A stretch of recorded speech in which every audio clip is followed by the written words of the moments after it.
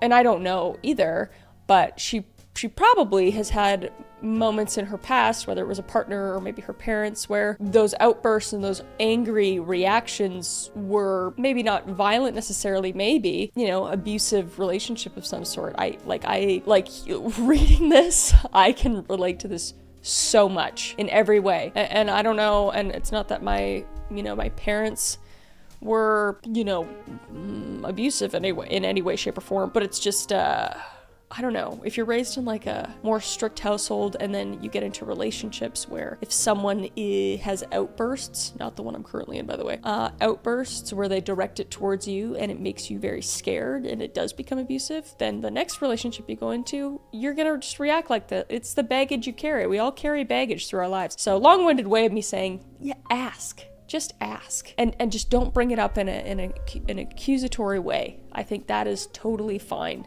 Let's see what the comment said though. Trauma is like air bubbles under the surface of mud. You can't see the bubbles, they just appear at the surface sometimes without warning. Some bubbles are bigger than others. If you go digging in the mud to find the bubbles, you just add more air bubbles.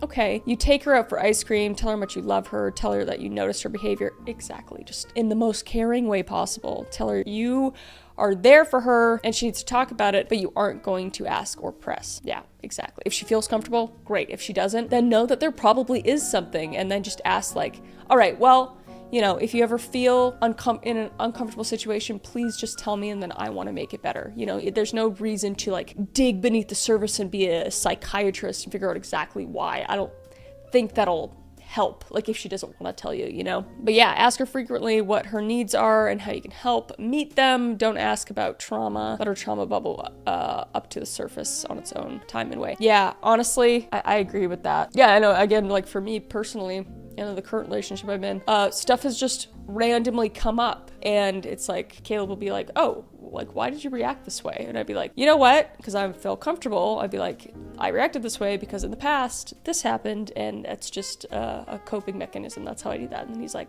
okay, and then he understands, and then you move forward in your relationship. But it's how comfortable you are. You got to move at your own pace and don't press too hard. Next. My coworker has a pilonidal, why can't I say this word? Cyst. Warning, do not idly Google. What can be seen cannot be unseen. This may cause psychological harm and or involuntary eye bleaching. Do not Google. Man, I'm gonna Google it. Are you kidding me? Okay, I'll Google it. I'll let you know if you guys should go Google it. Okay, so far it's not as bad as I thought, but I understand where they said don't Google it. Okay, we can't show this on YouTube. Basically, it's a cyst right on the peak of your butt crack. I wouldn't look it up. All right, let's read what this is all about.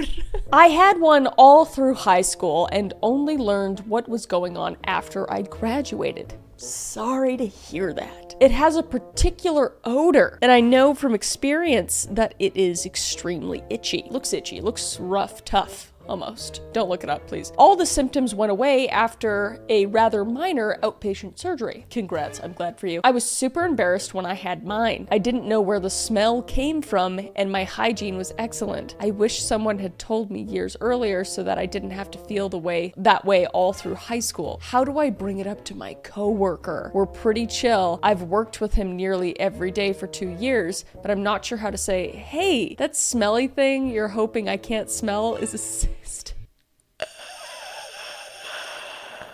Oh no. How do you bring that up? Let's really think about this. You know what you do? You bring it up in conversation while you're eating lunch. Very good lunch combo. Be like, oh my God, what's the most embarrassing thing that's happened to you, Gary? And then Gary says this little thing and you're like, oh, try this, okay? And then also say like, it's not embarrassing now because I know it's normal. But when I was in high school, I had this, pilonidal cyst above my butt crack. Everyone around me thought I smelled. Maybe that's too on the nose though. No, I would go about it this way and be like, and then I had a surgery and I was totally fine. And then maybe he'll catch on. Especially, and I feel like he'll be more open to it if you say it, because then he'll be like, Cindy, I have a pilonidal cyst. Do you want to see it? You want to go in the bathroom and see it? I don't know. Find out if you have any shared interests. Okay, I like where this is going. That's step 1. Step 2, leverage those shared interests to develop a sexual relationship with your coworker. Okay, that's left field. What the fuck, Reddit? Step 3, as the top, get a good view of his undressed tampon. Step 4, point out the cyst post-coitus. Oh, that's terrible. It says, joking aside, there is no one right answer. I've had coworkers that have discussed their sensitive health info with me and others who would rather die. If your coworker and you have the kind of relationship where he's open to discussing things, I'd bring it up. If he's very close, you will need to weigh your ability to work in an environment with a triggering smell versus his potential emotional pain. Yeah. Damn.